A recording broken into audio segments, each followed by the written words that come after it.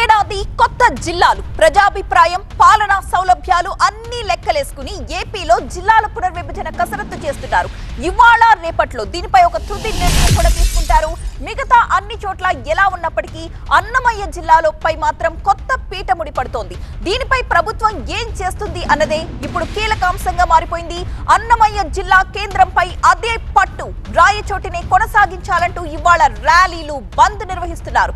రాజంపేటను జిల్లా కేంద్రంగా మార్చాలంటూ అక్కడ ఆందోళనలు రేకెత్తుతున్నాయి. రాయచోటి రాజంపేటల్లో జేఏసీలుగా ఏర్పడి నిరసనలు వ్యక్తం చేస్తూ ఉన్నారు.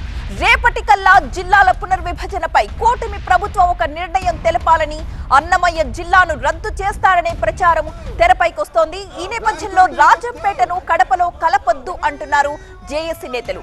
అన్నమయ్య జిల్లా యథాతథంగా కొనసాగడానికి మంత్రి రామ్ ప్రసాద్ చొరవ చూపాలంటున్నారు ఉద్యమకారులు.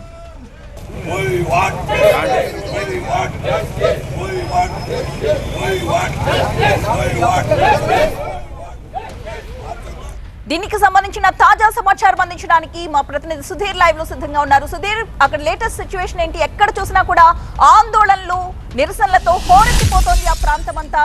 ఎలాంటి స్పందనలు వినిపిస్తున్నాయి? వారి డిమాండ్స్ ఏంటి? అన్నమయ్య జిల్లాకు సంబంధించి ప్రస్తుతం ఉన్న పరిస్థితుల్లో ఇక్కడ రెండు నియోజకవర్గాలు ఒకవైపు, ఒక నియోజకవర్గం ఒకవైపు నడుస్తుంది. ఎందుకంటే రాయచోటి అన్నమయ్య జిల్లా కేంద్రంగా ఉంది కాబట్టి వీళ్ళు నిన్నటి వరకు కూడా ఎటువంటి ఉద్యమం చేయకుండా కామ్గా ఉన్నారు. అయితే రైల్వే కోడూరు రాజంపేటకు సంబంధించి గత 15 రోజులుగా ఉద్యమం జరుగుతోంది.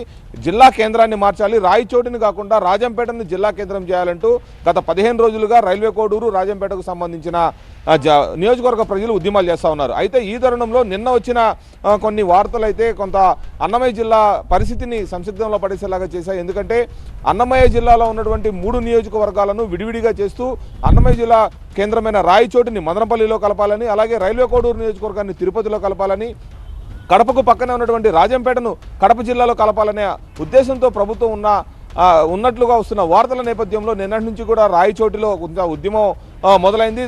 నిన్న సాయంత్రం ఒక 2 యువకులు కూడా ఇలాంటి వార్తలను తట్టుకోలేక పురుగుల మందు తాగి హాస్పిటల్లో చికిత్స పొందుతున్న పరిస్థితి కూడా మనం చూస్తూ ఉన్నాము.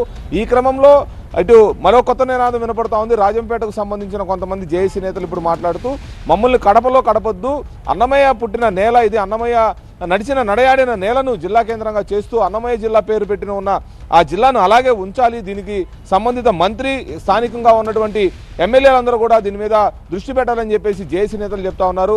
ఏదైతే ప్రస్తుతం అన్నమయ్య జిల్లా ఇప్పుడు 3 నియోజకవర్గాలతో ఉన్న అన్నమయ్య జిల్లా ఏదైతే ఉందో దాన్ని అలాగే కొనసాగించాలి, దాంట్లో రాజంపేటను జిల్లా కేంద్రం చేయాలని చెప్పేసి రాజంపేటకు సంబంధించిన జేఏసీ నేతలు చెప్తా ఉన్నారు. అలాగే ఇటు రాయచోటికి సంబంధించిన జేఏసీ నేతలు కూడా అదే చెప్తా ఉన్నారు.